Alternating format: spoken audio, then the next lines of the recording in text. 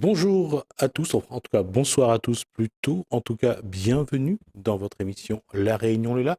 On va aborder un petit peu quelques, je dirais, les éléments politiques, surtout après l'assemblée plénière qui a eu lieu la semaine dernière à la région Réunion, donc avec le renouvellement de la première vice-présidence et bien sûr de la commission permanente. On va pas. Est-ce que c'est le départ avec l'éviction de Jean-Paul Virapollet de cette commission permanente, de cette vice-présidence, la quatrième? Est-ce que c'est une nouvelle, c'est enfin le coup d'envoi d'un renouvellement de la classe politique vraiment, avec l'avènement du maire de Saint-Philippe, Olivier Rivière, donc à ce poste de première vice-présidence. En tout cas, on va suivre ça, on va en parler tout de suite dans Cosmo Réunionnais. On dit qu'ils sont on dit plus des petits partis politiques, on dit des partis politiques qui existent comme tant d'autres, mais qui n'ont pas genre, vraiment pignon sur rue. Bonsoir, Benjamin Georges. Bonsoir, M. Rameau. Que Bonsoir. pèse l'Union France Forte à La Réunion, puisque pour certains, ils ne connaissent pas ce parti? Non, c'est vrai, il y a beaucoup de monde qui n'est pas encore au courant. Pourtant, on a pris notre place sur la Réunion depuis novembre 2016, où moi, sur la section de Saint-Benoît où j'ai été officialisé. On a officialisé d'autres sections, on a mis d'autres responsables, mais qui ne sont pas encore officialisés au niveau de presse. Pour l'instant, c'est vrai, quand je parle à de nouvelles personnes, les gens me disent qu'ils ne savent pas ce que c'est Union de la France Forte. Et pourtant, avec M. Juppin, on a fait des interventions à la télé l'année dernière. À ce jour, en relançant les adhésions, les gens veulent nous rejoindre, mais hésitent, attendent. Je ne comprends pas pourquoi. C'est la faute à la presse si les petits partis restent marginaux. Non, je ne veux pas dire c'est la faute à Restent la marginaux, presse. pardon. C'est pas la faute à la presse. C'est peut-être nous, en tant que représentants, en tant que délégués, moi délégué sur Saint-Benoît, peut-être que je ne suis pas venu assez en un an parler de l'Union de la France forte. C'est peut-être pour ça aujourd'hui que nous sommes un peu en retrait. Euh, On va situer tout de suite sur l'échiquier politique l'Union de la France Forte, parti de gauche, parti de droite. de droite. On est une partie de droite, c'est euh, Centre-droit, plus droite. droite. On veut rester indépendant là-dessus. On est UFF, on veut garder notre indépendance. C'est un paradoxe, puisque comment rester indépendant, puisque vous avez besoin de moyens, et les moyens, Oui, ce sont les gros partis qui l'ont, ce sont les collectivités en place.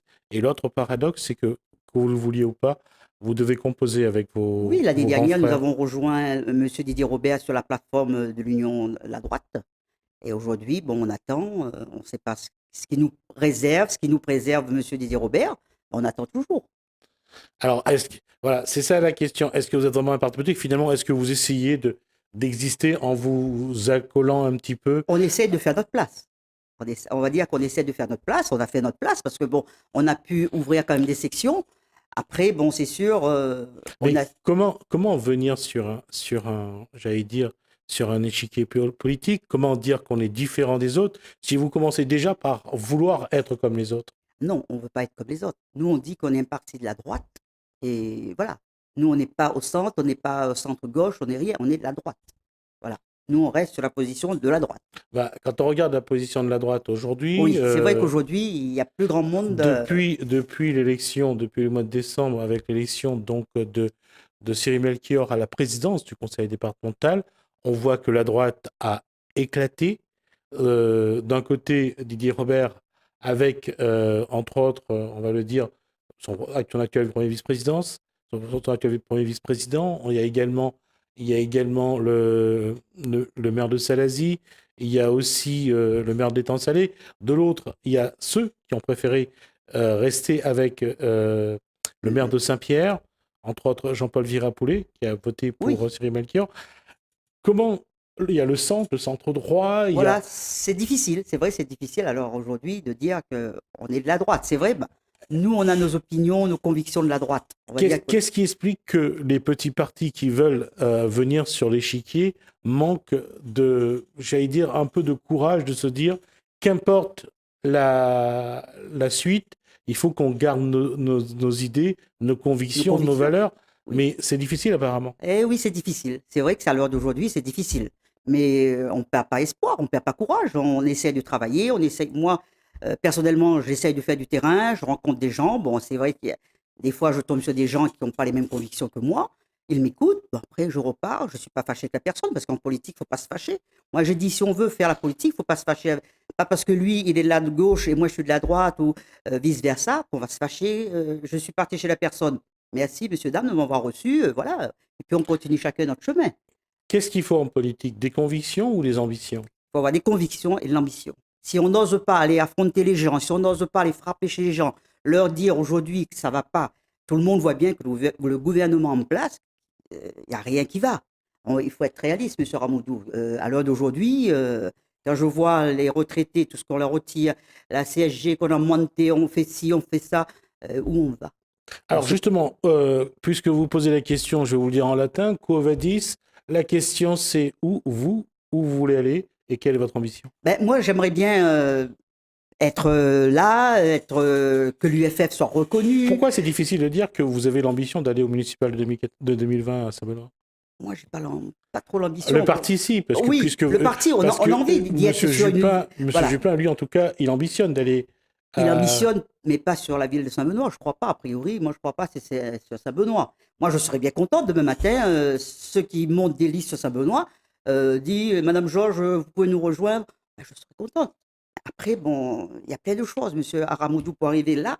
Il y a plein de choses à gravir. Moi, je dis, ça va pas être évident Parce pour nous. qu'apparemment, le patron à droite à Saint-Benoît, c'est un paradoxe, mais ça reste Didier Robert. Oui, Ça sera son adoubement qui va être important. voilà. On sait qu'il y a déjà Jean-Luc July Oui. qui Voilà, il se y a des prépare. gens, des anciens, et nous, arrivés comme ça, est-ce qu'on va avoir notre place? J'espère bien. Il y a également dans son équipe qui est aujourd'hui devenu conseiller régional, Oui, Guy Fontaine, voilà, qui, oui. lui, Qui c'est Saint-Benoît aussi, qui est également voudrait, oui, candidat voilà, au départemental oui. en 2015, Quel- je crois. Et il y a aussi ce qui s'est présenté aux législatives, Alicia Ayano, qui, Oui, elle également, est de la mouvance de droite. oui. Cette famille de droite, est-ce qu'elle va entrer à Objectif Réunion, puisque le président de la région et également président d'Objectif Réunion est en train de restructurer son parti, et on voit que sur le terrain, il y a du monde, et je Oui. pense que vous avez dû les rencontrer, et on a dû vous proposer de rejoindre Objectif Réunion. Ben non, pour l'instant, rien. Pas encore. Personnellement, moi, j'ai pas encore reçu d'appel de monsieur Didier Robert. On attend, on verra bien. Bon, après, il y a des gens que l'année dernière, monsieur Didier Robert les avait dit aux législatives de ne pas se présenter, se sont présentés. Bon, peut-être. Après, moi, je dis, dans notre famille de droite, il y a un peu trop de division. Moi, je le vois. Hein, quand on essaye de rentrer en contact avec les gens, c'est pas facile. Alors, je me demande pourquoi. Pourtant, on se dit une famille de droite. Une famille de droite, on doit être solidaire, soudé. Pas dire que chacun fait de son côté, parce qu'on n'y arrivera pas. Sur cette ville de Saint-Benoît, si chacun voit, voilà, moi je veux faire ça, toi tu vas faire ça, moi je veux faire ça. Mais non. Si on a les mêmes idées, pourquoi pas se réunir autour d'une table et puis dire, voilà, notre projet sur Saint-Benoît 2020, ça va être ça. Si là, chacun part de son côté, évidemment, on n'y arrivera pas. En tout cas, la droite, depuis Berthaud Diffex, dernier maire de droite de Saint-Benoît, la droite n'y arrive pas, en tout cas. Que ce soit Daniel Moreau, Oui, voilà. l'éternel opposant, enfin, plus maintenant, mais celui Oui. qui a été l'opposant de Jean-Claude Fruteau. On le voit aussi, il y avait également l'ex-conseillère régionale, Patricia Robert, qui était également qui est également candidate en 2014. Vous n'arrivez pas à trouver Non, ben moi je veux vous dire, le plus petit dénominateur commun, finalement. voilà. Je vais vous dire, monsieur Ramoudou, moi je suis revenu sur La Réunion, ça fait 7 ans. Ça fera 7 ans au mois de juillet. C'est vrai, le passage de monsieur Diffax à monsieur Fruteau, bon, j'étais pas sur La Réunion, mais je suivais quand même à travers les informations, à travers les journaux, tout ça et tout. Mais c'est vrai que Saint-Benoît, on a du mal à revenir, à se remettre en place à droite, quoi. Alors, ma question, c'est aujourd'hui, qu'est-ce que la population de Saint-Benoît attend? Vous avez dit, pour aller en politique, il faut des convictions, il faut des ambitions. L'ambition, ça sera sans doute d'exister dans une élection, Voilà. d'exister dans une élection à venir. Oui. Et vos convictions, quelles sont les convictions que vous avez aujourd'hui, que l'Union de la France forte a et qui doit être dite et expliquée à la population? Il y a des choses, comme moi, je prends l'exemple, moi je dis, moi je suis né, j'ai grandi à Saint-Benoît, je suis parti, c'est vrai, mais je suis revenu, mais depuis des années, je vois ma ville de Saint-Benoît, elle meurt. Quand moi je rencontre les jeunes ils disent, Madame Georges, il y a rien pour nous à Saint-Benoît. Alors j'ai dit, pourquoi tu m'en parles? Il me dit, oui, comme tu t'occupes de la politique. Je dis, oui, je m'occupe de la politique, mais je ne suis pas une élue. Je ne suis pas encore élue. Je peux pas te dire, je te promets ça, je te promets ça. De toute façon, nous, notre but à l'Union de la France forte, on ne promet pas. On n'a pas de promesse. On veut exister, on veut se mettre au milieu des politiciens et des grands hommes autour de nous aussi, hein, et dire ce que, voilà, nous, moi dans ma ville, demain matin, j'espère que le prochain maire, euh, il va revaloriser un peu la ville, faire revenir du monde, parce qu'il n'y a plus personne. Il n'y a plus personne. Quand moi j'arrive en ville le soir à 5h, à 17h30 ou 17h15, quand je vois les rideaux des magasins qui commencent à baisser, à 18h, c'est le désert. On se croirait dans une ville un peu fantôme, une ville abandonnée. Et pourtant, moi, je vous dis, je suis né là, j'ai grandi là. Ben, nous, la semaine ou le week-end surtout, on avait des fêtes foraines, on avait ci. Alors, les gens espèrent qu'on puisse réimplanter ça. C'est pas facile. À l'heure d'aujourd'hui, c'est pas facile. Il faut passer par-ci, il faut passer par-là, arriver à convaincre tout le monde. Je vous dis sincèrement, Monsieur Ramoudou, ça va être dur. Mais je ne perds pas espoir. Moi, je veux dire haut et fort ce que je pense. Moi, j'adore Saint-Benoît, j'adore ma ville, mais il faudrait que le prochain maire, il a des gros bras, il a une bonne puissance pour pouvoir relever notre ville. Et les quartiers, parce qu'il y a nos quartiers, c'est pareil. Nos quartiers, moi, quand je vais dans les quartiers, que ce soit à Bras-Fusil, que ce soit, moi, j'habite à La Confiance. À La Confiance, les gens, ils me disent, ben, Benjamin, tu as vu ça, tu as vu ça. Ben, je leur dis, mais moi, je ne suis pas élu. Moi, je suis à votre écoute, mais je ne suis pas élu. Il faudrait que. Il me dit, oui, tu ne peux pas faire ci, tu ne peux pas faire ça. Mais non, À à l'heure partir, actuelle, à partir de ce que disent les bénédictins, à partir de leurs doléances, de leurs attentes, quel serait le projet idéal, euh, je dirais le projet idéal, mais aussi à court terme, qu'on peut faire, que le prochain maire pourra faire rapidement? déjà, au niveau des magasins, refaire revenir des gens dans la ville. Avoir, moi, il y a des commerçants qui sont partis parce que je vais à la rencontre des commerçants. Il y en a une qui est partie, elle me disait son loyer était trop cher. Moi, je lui demandais pourquoi son départ de Saint-Benoît, précipité comme ça, elle me dit, ben, j'arrive plus, Benjamin, parce que les loyers sont trop chers. Bon, d'un fait. Après, bon, il y a des choses qu'il faut retaper. Je prends l'exemple des stades, je prends l'exemple des écoles. Nos écoles, ils sont, on va pas dire abandonnées, mais sales. Moi, j'habite à La Confiance, mon école à La Confiance est très sale. Pour nos enfants, la moisissure, il y a ci, il y a ça, il y a plein de choses à revoir. Et je crois que pour avoir la confiance des gens, il faut faire un nettoyage, c'est-à-dire nos rues. Moi, en 7 ans, j'ai vu que les rues a été lavées une seule fois. Après, il y a des petits endroits où on peut faire des squares. Bon, après, c'est vrai qu'entre parenthèses, les gens ne respectent pas trop la propreté. Ça, c'est d'un fait, ça, je tenais à dire. On a fait des beaux sites aux alentours de Saint-Benoît et les gens viennent pique-niquer, on laisse tout par terre, on ne met rien à la poubelle. Déjà, ça, il faudrait que les gens soient un peu tolérants, soient propres. Moi, je n'appelle pas ça être tolérant, oui, mais être propre aussi, respecter ce qu'on nous met pour nous, pour nos enfants.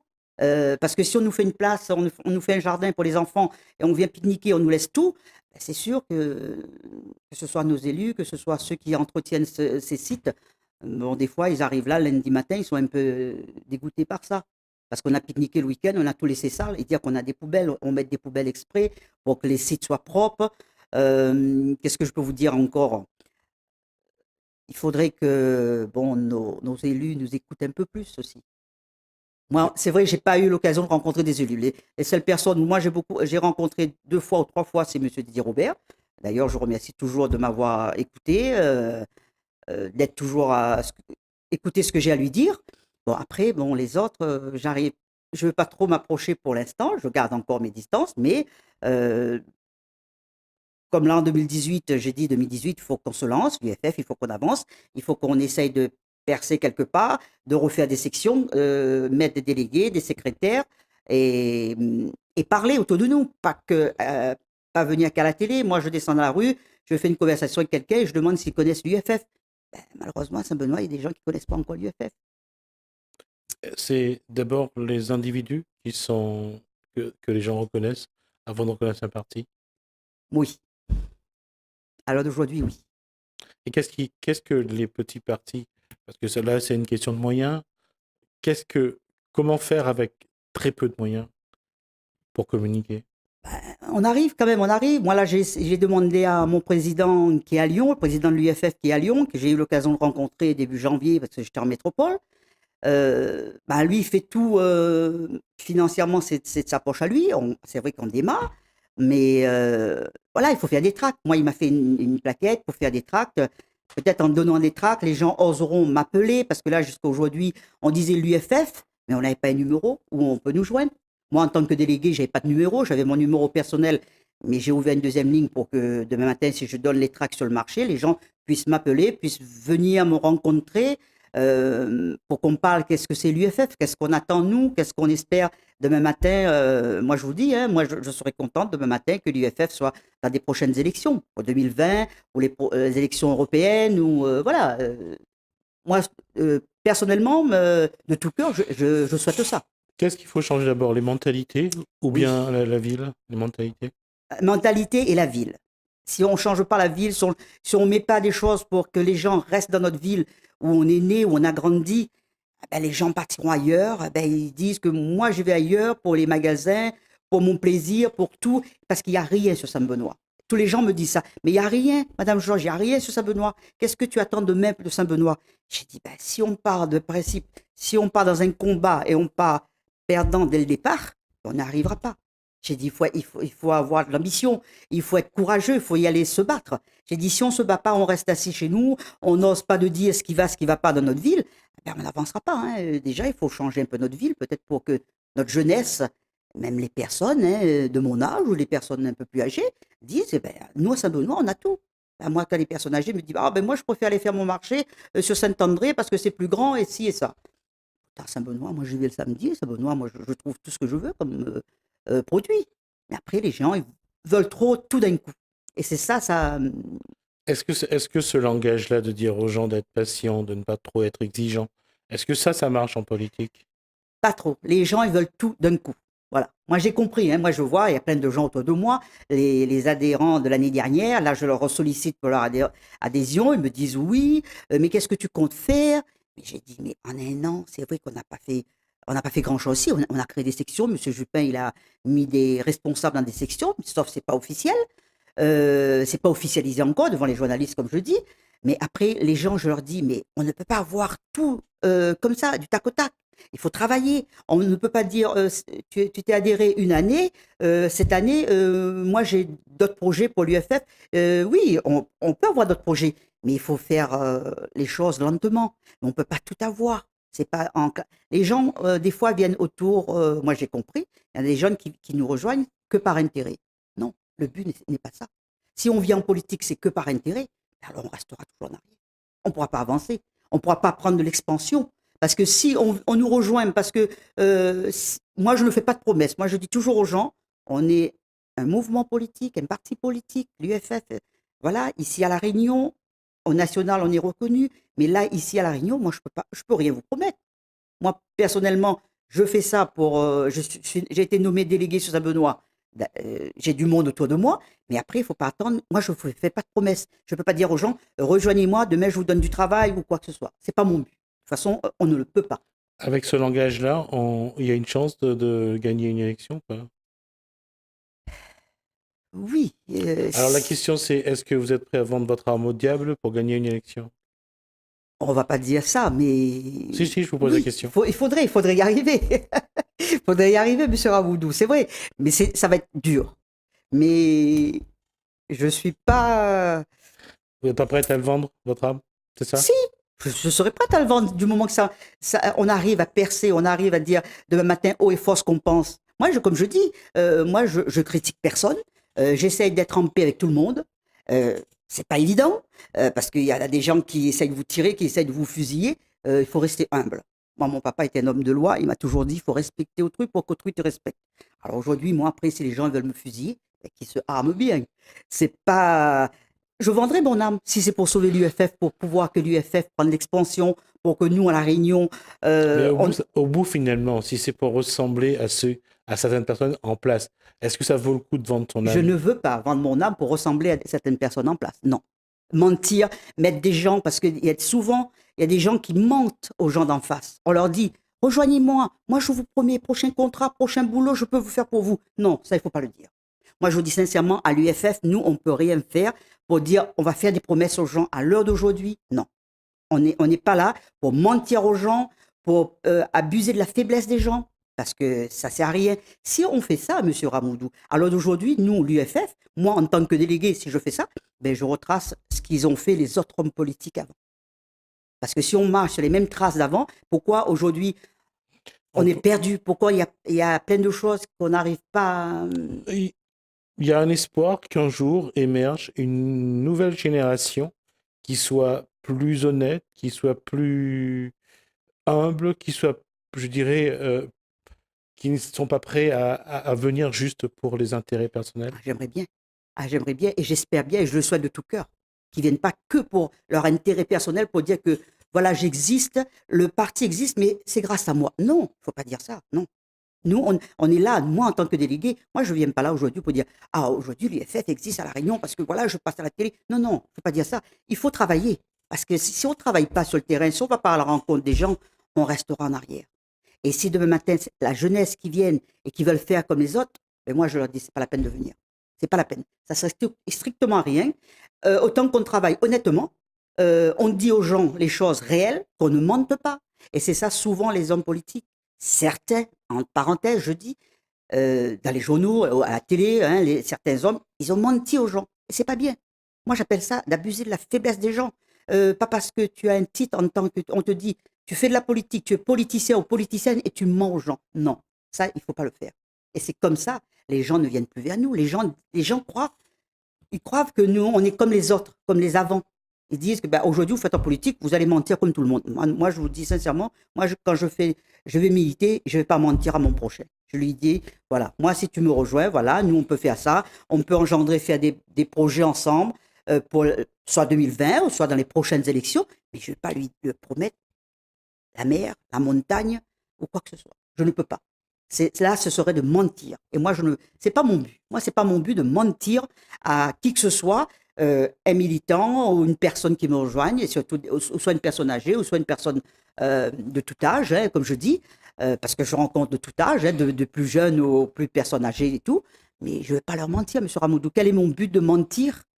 Voilà, on reviendra sur la politique d'avant, sur les anciens, parce que souvent on me dit, ouais, mais il ne faut pas être comme les anciens. Je dis, bah non, si aujourd'hui je viens là, c'est pas pour retracer, remarcher sur les traces des anciens, refaire la même chose de l'ancien, sinon on s'en sortira jamais.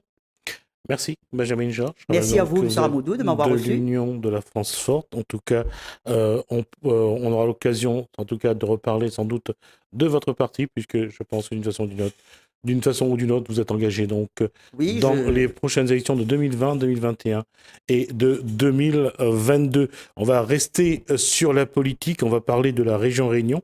La région Réunion a lancé le jeudi 15 février avec la Commission européenne la première task force transition énergétique, une première donc pour une région ultra-périphérique. L'objectif, trouver des pistes pour atteindre à l'horizon 2030 l'autonomie énergétique sur l'île. La région Réunion a lancé ce jeudi 15 février avec la Commission européenne la première Task Force Transition énergétique, une première pour une région ultra-périphérique. L'objectif, trouver des pistes pour atteindre à l'horizon 2030 l'autonomie énergétique sur l'île. Le patron de la collectivité régionale, Didier Robert, veut profiter de la tenue de ce séminaire pour poser des actes forts aussi bien sur la question de la biodiversité que celle des énergies nouvelles ou encore le traitement des déchets. Oui, on est encore une fois, on est sur un moment qui est un moment pour lequel donc les différents acteurs, nous ont travaillé ensemble, et deux, à fixer encore une fois des ambitions qui sont des ambitions très fortes pour le territoire. J'ai évoqué en ce qui me concerne donc la question du traitement des déchets et plutôt une politique du zéro déchet comparativement donc à tout ce qui a pu être mis en œuvre jusqu'à maintenant dans le cadre des UVE ou ce qui est proposé donc avec les unités de valorisation énergétique. Sur la question, vous opposerez à la création des unités de valorisation énergétique? Ce que je retiens aujourd'hui, c'est qu'après une rencontre importante qui s'est tenue avec donc sous l'égide du préfet de région, avec les deux présidents des syndicats qui sont concernés, nous avons ouvert donc un premier moment, un premier espace, qui est celui de considérer qu'il faut aujourd'hui une étude comparative, qu'on ne peut pas prendre la décision d'engager comme cela plus de 600 millions d'euros donc concernant les unités de valorisation énergétique sans avoir balayé l'ensemble des problématiques qui doivent être posées. Et donc cette étude comparative devra être menée évidemment en toute objectivité et pour nous permettre très rapidement de pouvoir prendre une décision. Ma préférence, tout le monde l'a bien compris, c'est effectivement de pouvoir être dans une logique zéro déchet, dans une logique de création de filières, de structuration de filières et donc de création d'activités et de création d'emplois. Considérer les déchets non pas comme une tâche, comme un élément de lourdeur, mais bien au contraire comme étant un élément qui peut venir donc amplifier la dynamique économique que nous voulons créer sur un certain nombre de sujets. Apporter des solutions sur mesure aux problématiques rencontrées par ces régions, c'est l'une des actes primordiales pour l'équipe de la région Réunion. Un événement important pour la Réunion, comme l'a souligné Monsieur le Préfet, comme l'a souligné la représentante de la Commission européenne et surtout le président de région. C'est important pour la Réunion de s'inscrire dans une démarche aujourd'hui de production, de réflexion sur les énergies renouvelables, sur la transition énergétique et surtout sur la lutte contre la précarité énergétique. Donc recevoir la Commission européenne aujourd'hui chez nous suite à la visite du président de la République en Guyane, c'est vraiment donner une autre ambition, donner une autre dimension à notre démarche qui est aujourd'hui comprise et réunionnée parce qu'on a l'ambition d'atteindre l'autonomie électrique en 2030, d'être à 50% d'énergie renouvelable en 2020 et surtout, ce que j'ai dit tout à l'heure, d'associer la population réunionnelle à notre démarche parce qu'il y a des précaires, il y a des gens qui sont en situation de précarité énergétique, il ne suffit pas effectivement de penser aux énergies renouvelables, il faut penser à celles et ceux qui ont du mal à boucler leur fin de mois et à les aider effectivement à faire en sorte que la facture énergétique baisse. La biodiversité, que celle des énergies nouvelles ou encore le traitement des déchets seront au cœur des débats dans les prochaines années. La communauté intercommunale du Nord poursuit ses projets donc sur le territoire de Saint-Denis, de Sainte-Marie et de Sainte-Suzanne. Son président, Gérald Maillot, détaille les projets en cours, puis précise les investissements de ces mêmes projets sur Sainte-Suzanne. On tient nos engagements, on tient surtout le rythme de nos engagements. 2017, pour nous, donc, a été une grande avancée sur nos projets, sur le démarrage de nos projets, que ce soit dans le fait qu'on ait pris acte et accordé des marchés. Et les études sont parties aujourd'hui, donc sur plusieurs grands projets de la SINAN, que ce soit le téléphérique, les études sur le bocage, sur le port de Sainte-Marie, la cité des dirigeants, un de nos grands projets qui est un accélérateur de chefs d'entreprise qui aujourd'hui est né et qui produit donc de la connaissance à nos chefs d'entreprise. Voilà donc un bilan positif, je peux dire ça. Là aussi, où il est très important de le signaler, la collectivité sur pour l'année 2017 n'a augmenté aucune de ses taxes, en tous les cas en ce qui concerne les taux. Et non plus, on va d'ailleurs voter notre orientation budgétaire et notre budget février-mars. Nous garderons donc cette même ligne à ne pas toucher aux taxes. À partir de là, malgré tout, il faut faire des projets. Les banques institutionnelles telles que l'AFD ou la Caisse des dépôts sont là et attendent nos projets. Donc nous continuons à être force de proposition pour donc obtenir les fonds nécessaires au développement de notre territoire. Alors, première chose, aujourd'hui, alors on a parlé on va faire point par point. D'abord, sur le bocage, aujourd'hui, comment avance ce projet? Alors, nous avons un peu, je dirais, la chance, puisque le pont qui passe sur le radier a été donc construit par la région. C'était un gros problème sur le site. Le CEVI est un outil formidable qui est là, qui demande à ce qu'il soit redynamisé et le moment est venu pour cela. À côté, il y a le restaurant du bocage dont les travaux vont se terminer très bientôt et qui va être donc mis en exploitation. Et tout le reste de ce bel espace à Sainte-Suzanne, avec le maire de Sainte-Suzanne, avec son équipe, nous travaillons au développement, à la mise en place d'un grand parc d'attractions sur ce site unique, on va dire, sur le nord-est. Sur le bocage, aujourd'hui, hormis ces projets, qu'est-ce qu'il peut y avoir d'autre sur le bocage et sur Sainte-Suzanne de manière générale? Je pourrais dire sur Sainte-Suzanne, le maire a un projet qu'il défend fortement, c'est le projet multiculturel qui est au niveau de l'ancienne usine. Donc là aussi, un projet dans lequel les artisans ou les artistes pourront venir pour s'épanouir, pour exposer, pour se développer. Donc c'est un site auquel nous tenons beaucoup puisque Sainte-Suzanne compte dans une grande partie de l'histoire de la Réunion. On va changer de sujet, on passe de la politique à l'éducation.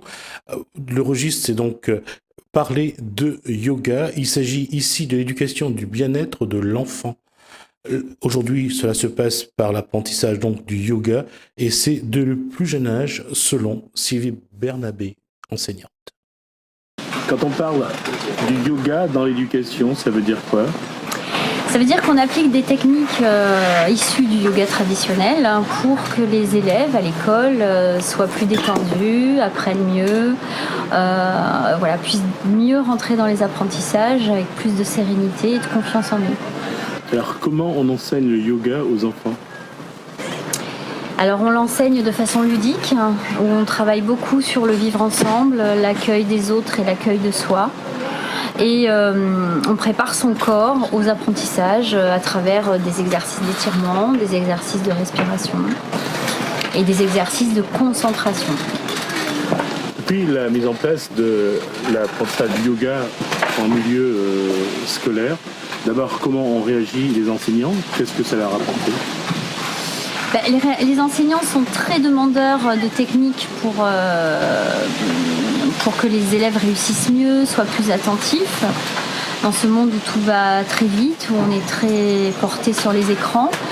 Donc là, les enseignants cherchent des techniques pour permettre aux enfants de retourner un petit peu sur eux-mêmes pour mieux apprendre. Donc ils sont très demandeurs et comme c'est un yoga qui est très laïque, qui respecte pleinement la laïcité, ils y rentrent sans problème, même ceux qui n'ont jamais fait de yoga de leur vie. Et les enfants, d'abord, quelle est leur approche de cet enseignement et comment ils réagissent par rapport à cet enseignement? Alors les enfants en redemandent, que ce soit les petits en maternelle ou les grands au collège, comme ils sentent que ça leur fait du bien, qu'ils apprennent d'eux-mêmes et de leur corps et des possibilités de leur corps pour arriver à se calmer, à être plus centrés. Mais ils ont compris en fait les enfants, ils comprennent et voilà, ils y reviennent. Donc on essaye de leur donner des techniques qui leur serviront vraiment toute leur vie, pour la préparation aux examens, pour la préparation à un entretien d'embauche. Voilà, c'est très concret ce qu'on leur apprend. C'est par exemple, tout simplement, on réapprend à respirer pour arriver à se détendre. On leur réapprend à se concentrer après s'être étiré et respiré. On peut être mieux concentré, donc on peut faire un travail sur les yeux, sur la fixité des yeux qui permet une meilleure fixité du mental sur la chose à apprendre, par exemple une leçon, un compte rendu pour le lendemain, etc. D'une manière générale, aujourd'hui, l'enseignement de ce genre de forme de yoga, est-ce que c'est vraiment sur l'esprit ou sur le corps? Ah, mais complètement les deux, c'est en lien. C'est-à-dire quand on arrive à calmer le corps, il y a forcément une incidence sur le cerveau, sur le mental. C'est évident. Donc ça, c'est pas l'un sans l'autre, c'est jamais l'un sans l'autre, et tout est lié, le corps et le mental, tout simplement. Retour donc sur le plateau, on va parler environnement, protection en tout cas de l'environnement, entre le parc national, la réserve marine, la flore et la faune endémique. La protection de l'environnement est une réalité qui mobilise, en tout cas mobilise le public. Que faut-il attendre du combat mené pour la défense du domaine public maritime? En réponse avec Carl Bellon dans Gadiam Réunionnais.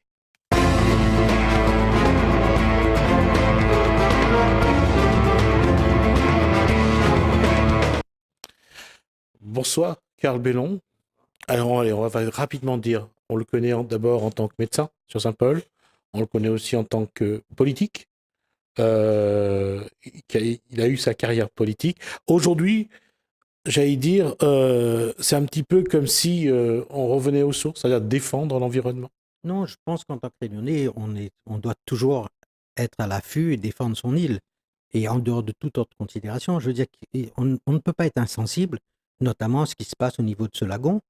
Et je crois que c'est ça ma principale préoccupation Alors, actuellement. On a plus ou moins 25 à 26 minutes à discuter là. On va essayer d'expliquer exactement où est le problème. D'abord, qu'est-ce que la défense du domaine public aujourd'hui? Le domaine public maritime, plus classiquement qu'on appelle le DPM, c'est la zone en fait qui part de la plage et au haut de la crête un peu. Alors, C'est-à-dire on va essayer de situer d'abord. la déjà. plage, quoi, en quelque sorte. Toutes les plages. Toute la partie sable blanc qui est au-delà des filaos, si vous voulez, On parle de l'Ermitage. filaos, voilà, de l'Ermitage par exemple. Ouais. En fait, c'est ça qui définit le domaine public maritime. Et ce domaine public maritime est une zone extrêmement protégée en théorie, sauf ici.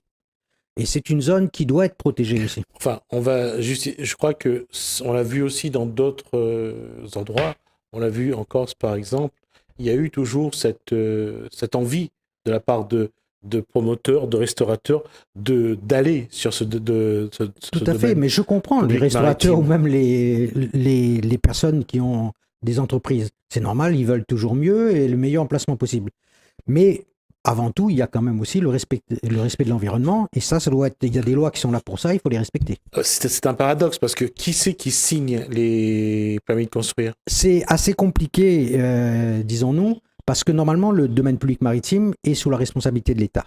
Sauf concernant Saint-Paul, il y avait la municipalité à l'époque avait demandé l'obtention et la gestion du domaine public maritime. Et ça a été accordé en 2005, en fait. Et c'est valable jusqu'en 2022. Et ce domaine public maritime est revenu donc à la municipalité qui a en charge l'entretien et également les autorisations à donner au niveau de ce domaine public maritime. Reste néanmoins que la DEAL, qui est du domaine de l'État, a toujours un contrôle possible, notamment sur les constructions et qui doivent être quand même respecter certaines normes. Alors, est-ce que j'allais dire, le droit a été respecté au moment où ont été construits ces infrastructures de restauration et d'hôtellerie sur la plage? Ils ont toujours été occupants sans titre jusqu'en 2005. C'est-à-dire qu'il n'y a pas eu d'autorisation. Ces constructions se sont installées comme ça sur le bord de la mer, tolérées au départ parce que c'était petit. Et après, ça s'est agrandi. Donc aujourd'hui, toutes ces infrastructures sont en situation illégale? Ils sont en situation illégale, malgré la hauteur qu'ils ont. Ils sont en situation illégale d'abord par rapport au DPM. C'est-à-dire sur le domaine public maritime, la loi préconise que ça doit être uniquement des petites structures démontables pour une restauration rapide, c'est-à-dire des sandwichs ou des ventes de boissons, et est soumis à une AOT qui est une autorisation d'occupation temporaire. Et à la fin de chaque occupation temporaire, on est censé normalement le détruire et il doit y avoir un appel d'offres et une demande pour d'autres, éventuellement, personnes qui pourraient être intéressées. Alors, donc, alors, qu'est-ce qui explique qu'aujourd'hui, il n'y a pas une simple application de la loi? Ben, c'est la question qu'on pose. C'est le but de notre collectif. On a posé la question au préfet, on a posé la question dernièrement encore au sous-préfet et à la DEAL, parce que pour nous, il s'agit tout simplement de faire appliquer les lois. Il y a la loi littorale, il y a la loi plage, il y a la loi sur l'environnement, il y a la loi sur les nuisances. En fait, toutes ces lois ne sont pas appliquées.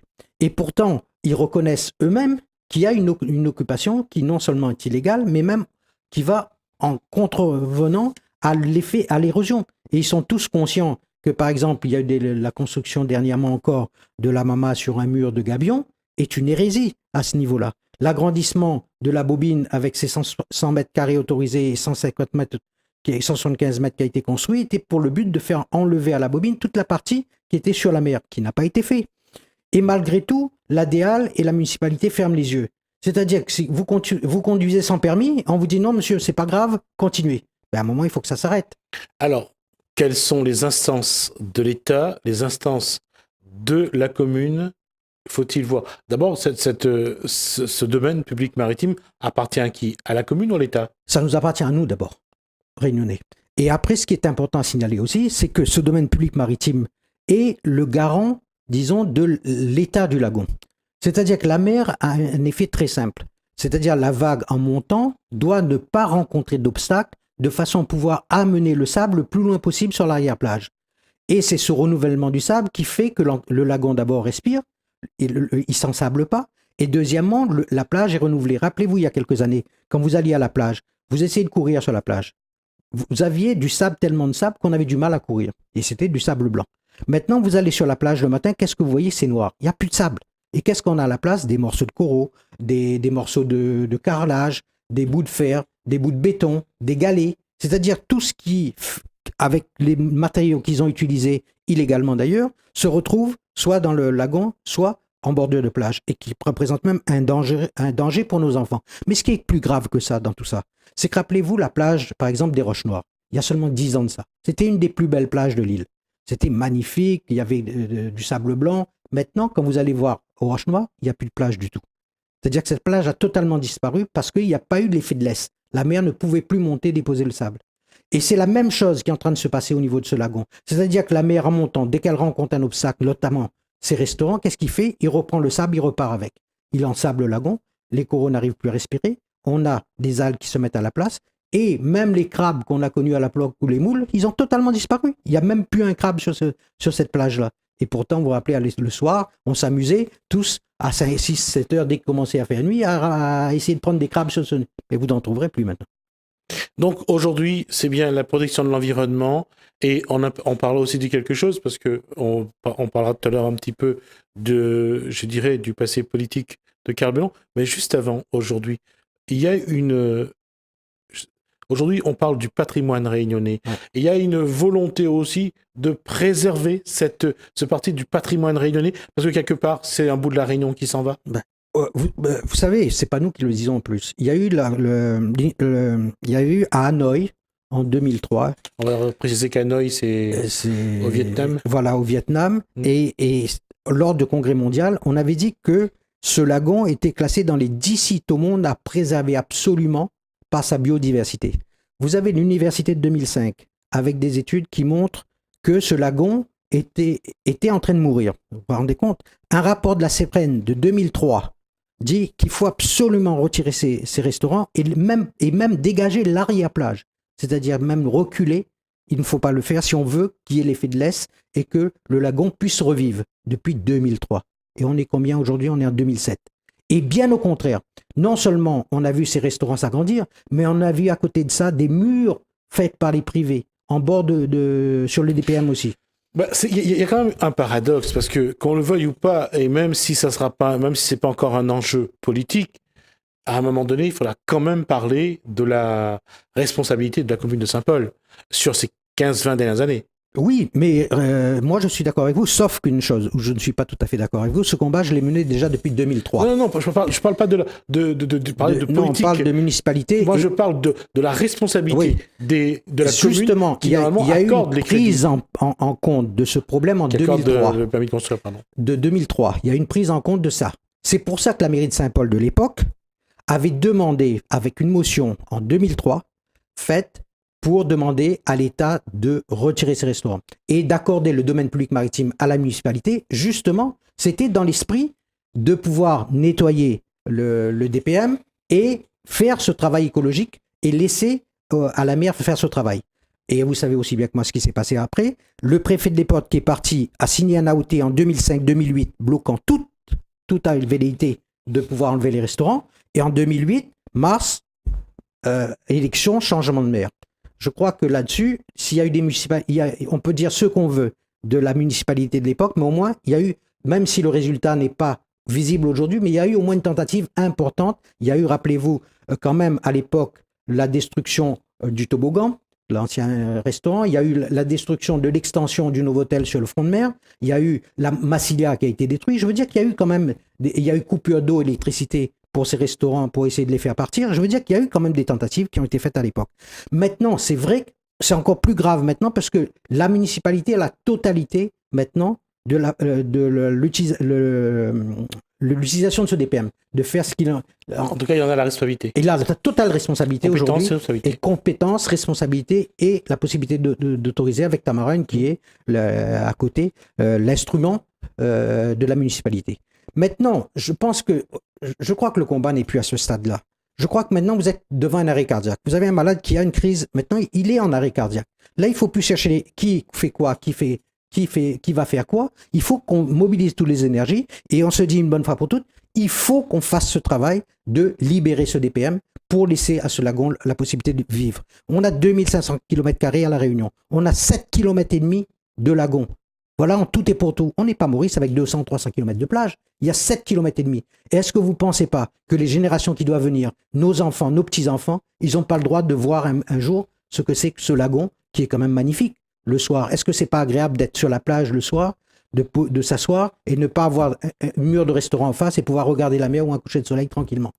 Quelle est la position de ces restaurateurs qui sont sur place aujourd'hui? Quels ont été les échanges avec eux? Ben, ces restaurateurs, vous avez vu à la télé comme moi, d'abord, ils seraient d'accord éventuellement pour reculer à condition qu'on leur donne la même surface, c'est-à-dire 2500 m² pour un, 900 pour l'autre, 700 pour l'autre, et légèrement reculer, c'est-à-dire qu'ils vont reprogresser vers la mer. Vous savez, il faut arrêter. Moi, je ne crois plus. Parce qu'ils avaient la possibilité jusqu'à maintenant de montrer une bonne volonté. Ce n'est que sur le plan des nuisances, ce n'est sur le plan du respect de l'environnement. Ils ne l'ont pas fait. Je ne crois plus à ce chose-là. Je ne crois qu'au respect de la loi. Je pense qu'il faut faire appliquer les lois et on n'a pas à avoir des états d'âme. C'est pas mon patrimoine, c'est pas le patrimoine des restaurateurs, c'est le patrimoine de nos enfants. Vous savez, il y a un proverbe indien qui dit, que j'aime bien, la terre ne nous est pas donnée par nos parents, elle nous est prêtée par nos enfants. Je pense que c'est ça qu'il faut qu'on respecte. Les Maasai disent la même chose. Voilà. Carbellon, aujourd'hui, est-ce que dans ce combat que mène aujourd'hui l'association de défense donc du domaine public maritime, on a vu qu'il y a les associations des Réunionnais en colère, est-ce que c'est vraiment aujourd'hui on crie, on élève la voix pour dire que ça suffit, ou derrière il y a ce que certains disent des ambitions? Vous savez que depuis trop longtemps, le Réunionnais, il a toujours été trop gentil. Il a toujours tout accepté. Même parfois quand ça le faisait mal, il a accepté. Mais je crois que maintenant, il y a une génération qui n'est plus tout à fait la même chose. Et qui se dit trop, c'est trop.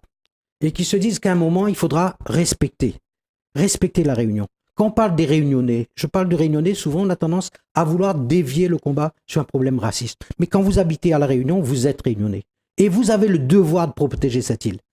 C'est ça qui est important. Et je crois que chacun d'entre nous a cette responsabilité-là. Et chacun d'entre nous devrait s'occuper de ça. Et ça, c'est faire de la politique au sens large du terme, si vous voulez.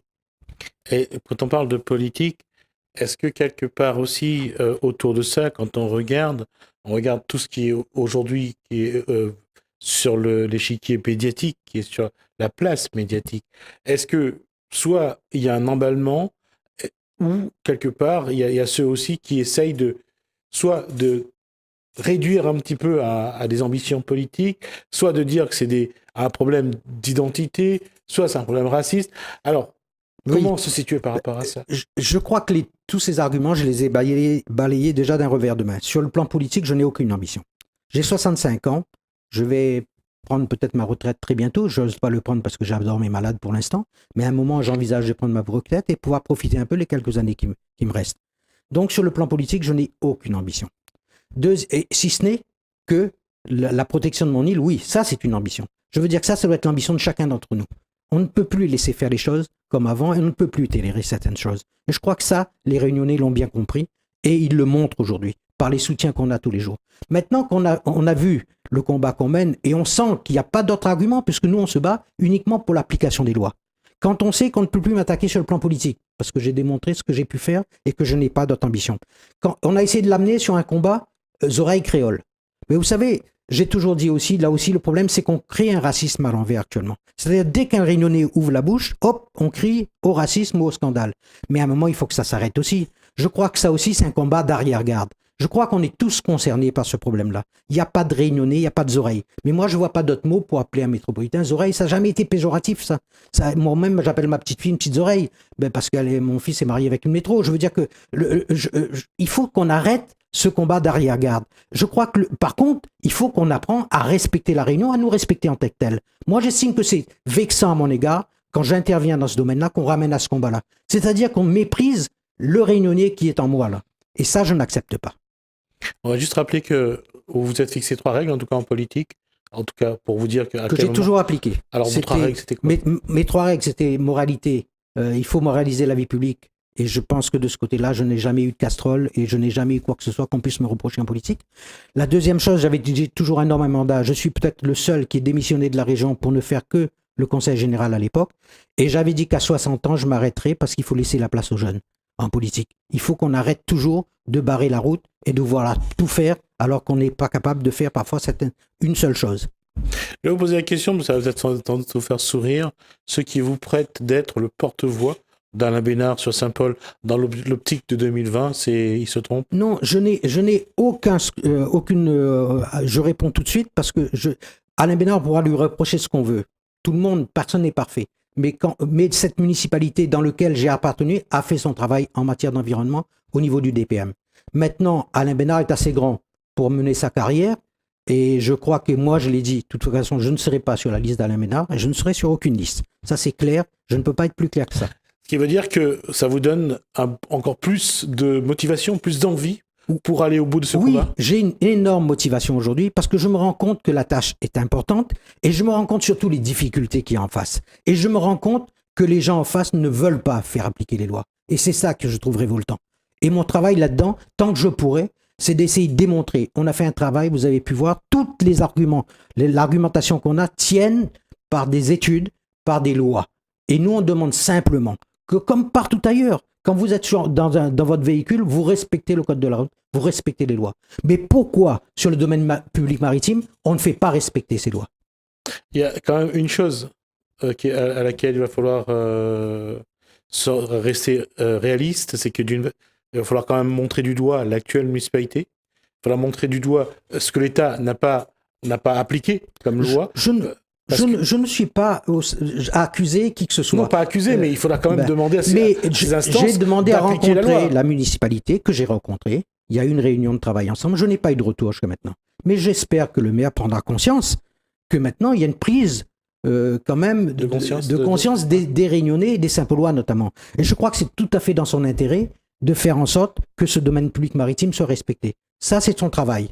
Maintenant, vis-à-vis de l'État, j'ai rencontré également le préfet qui m'a dit, et j'avoue qu'il m'a donné une certaine confiance en disant, de toute façon, je n'ai pas d'état d'âme, je ferai expliquer la loi. Et hier, j'ai vu le discours du procureur de la République et je m'en félicite. Lui aussi a dit qu'il y a des lois et elles doivent être appliquées. C'est seulement ce qu'on demande. On ne demande rien de plus. Je veux dire, jusqu'à maintenant, toute notre action a été menée dans le calme, quoi qu'on en dise, dans le respect et dans la concertation. J'ai même écrit à tous les élus, tous les députés sans exception. Tout le monde a été invité lors du rassemblement, quelle que soit leur opinion politique. J'avais des gens de l'extrême droite, ça allait jusqu'à l'extrême gauche. Et je pense que c'était à tous de venir, c'était un combat de tous les Réunionnais, quelle que soit leur opinion. Un combat de tous les Réunionnais. Est-ce qu'aujourd'hui, l'ensemble des Réunionnais ou une grande majorité est consciente du fait que c'est vraiment une partie de son patrimoine qui est en danger? Si vraiment danger il y a? Je ferai l'image en comparaison à un cancer. Vous savez, un cancer, quand il démarre, il n'est pas douloureux et on ne sent rien. Il va se propager petit à petit. Et quand vous arrivez au stade de métastase, où il y a une invasion de tout l'organisme, et c'est là que c'est dépassé. On va juste préciser que quand il parle de métastase, c'est des cellules cancéreuses qui ont diffusé. Voilà. Ouais. Mais je veux dire c'est le même problème qu'on a actuellement. C'est-à-dire que tous ces restaurants se sont développés. On a privatisé petit à petit la plage, partout. Et même maintenant, vous avez aussi on met partout comment ça s'appelle encore là, les transats. Il y en a de plus. On est en train de privatiser la plage de plus en plus, et au détriment de la population qui aspire quoi? La population en général fait quoi? Elle travaille toute la semaine, elle a envie d'aller faire un petit pique-nique le dimanche. C'est ça la majorité de la population actuellement. C'est cette majorité-là qu'il faut respecter. Et c'est elle qu'il faut d'abord privilégier, en lui donnant la possibilité de fréquenter cette plage de façon agréable. Mais encore faut-il qu'il y ait un lagon. Et la préoccupation actuellement, c'est quoi? C'est ce lagon. Et tout le monde s'occupe des restaurateurs, on s'occupe de tel ou tel intérêt. Mais quel est l'intérêt du lagon? Qui s'occupe de l'intérêt du lagon? Alors l'intérêt du lagon, un mot, quelle est la place, quelle est la position de la réserve marine? La réserve marine, en fait, c'est l'ADEAL qui s'occupe maintenant de... Et après, il y a Tamarun. En fait, c'est le Tamarun qui a pris la suite de la réserve marine. Tamarun, elle est en charge notamment de faire l'entretien. Et aussi, elle a eu pour délégation, d'ailleurs, qui n'est pas légale, c'est-à-dire que la mairie a délégué, en plus, la gestion des DPM à faire les rondavelles. Là aussi, le problème des rondavelles, c'est que très souvent, vous avez pu constater comme moi, on fait une rondavelle avec un cahier des charges très strict, une surface, avec un respect important. Et qu'est-ce qu'on constate un an après? C'est comme un cancer, ça s'est développé.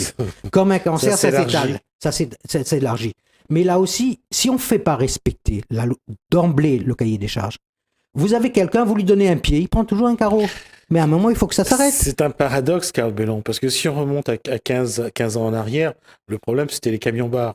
C'est exactement la même chose. Il revient. Oui, mais c'est humain, je dirais, à la limite. Ouais. C'est pour ça qu'il faut une bonne surveillance de ça. Parce que je ne reproche même pas aux gens de faire ça. Parce que c'est normal, ils veulent gagner plus d'argent. Ce serait presque humain et compréhensible. C'est pas eux les responsables. Les responsables, c'est ceux qui sont chargés de surveiller et de faire appliquer le cahier des charges. Appliquer la loi. C'est eux qui doivent le faire appliquer. Ce qui signifie que ça va être une vraie bataille, je dirais, de procédures, de textes, pour que, que tout le monde voit la loi de la même façon. Non, mais ce que je ne comprends pas en plus, pourquoi il y a une bataille?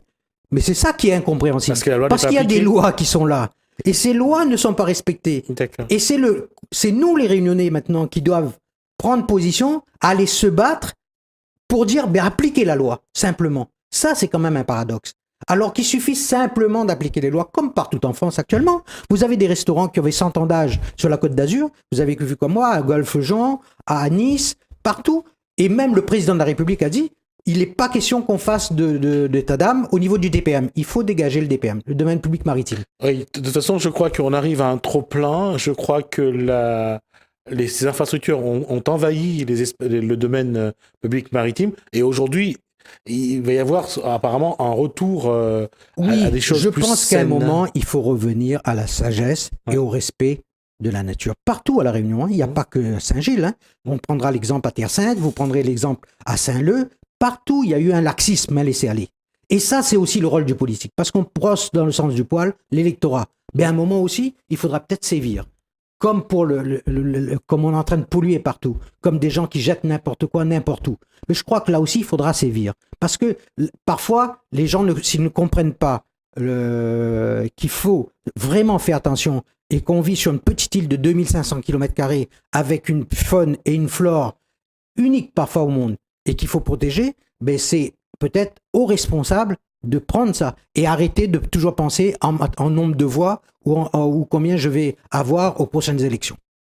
Alors, mais quand même, il nous reste 3-4 minutes.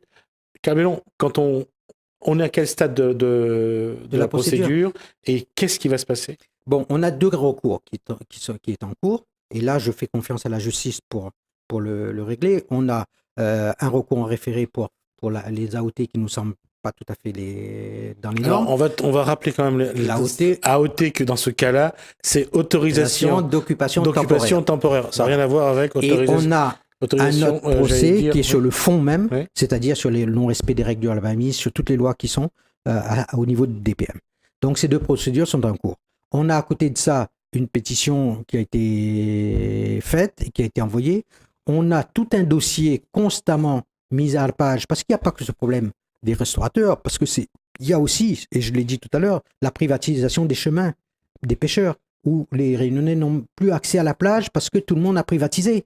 Et il y a aussi grave que les restaurateurs, c'est-à-dire que les riverains, c'est leur terrain, ils ont le droit d'être dessus. Mais quand on est au niveau proche de la mer, il faut éviter certaines constructions, comme les murs en dur. Vous pouvez très bien mettre un mur en grillage, mais il faut laisser passer le sable. Il faut que la mer puisse faire son travail, mais pas des murs en béton, des digues qu'on a vu construits partout.